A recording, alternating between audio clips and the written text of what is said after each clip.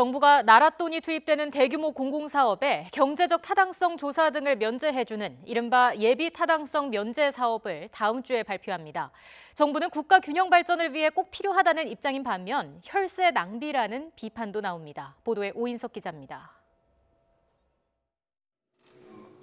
문재인 대통령은 신년 기자회견에서 지역 균형 발전을 위해 예비 타당성 조사 면제가 필요하다고 밝혔습니다. 지역의 공공인프라 사업들은 인구가 적기 때문에 자연히 그 예타를 통과하는 데 어려움을 겪습니다. 그래서 이제 그런 부분들을 해소시켜주기 위해서 광고한 방식이 예타 면제인데요. 예비 타당성 조사는 총 사업비가 500억 원 이상이고 국가의 재정 지원 규모가 300억 원 이상인 신규 공공사업에 대해 사전에 사업의 경제성 등을 검토하는 제도로 사업 추진 여부를 판단하는 기준이 됩니다. 하지만 지역 균형 발전이나 긴급한 경제, 사회적 상황 대응 등을 위해 국가 정책적으로 추진이 필요한 사업은 예비 타당성 조사를 면제할 수 있도록 허용하고 있습니다.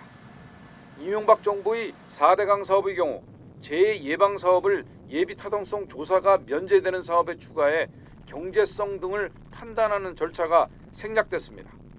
각 지자체는 예비 타당성 면제 사업 선정을 지역 수건 사업을 해결할 절호의 기회로 보고 반색하고 있습니다.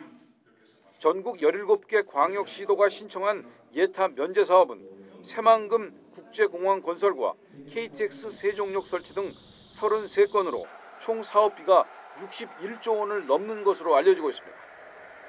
정부는 지역 균형 발전 차원에서 다음 주 예비 타당성 조사 면제 대상 사업을 발표하기로 했습니다.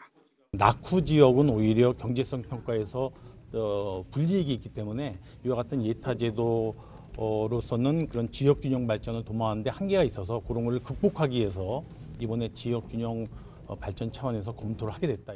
하지만 막대한 국가 재정이 투입되는 공공사업이 면밀한 조사 없이 이루어질 경우 경제성은 물론 지역 발전에도 기여하지 못한 채 국민 혈세만 낭비할 수 있다는 지적도 나오고 있습니다. 이런 제도 없이 시행했던 사업들이 결론에서 예산 낭비라든지 이마저도 안 하고 대규모 토건 사업을 하겠다는 것은 자기 스스로 세금을 낭비하겠다는.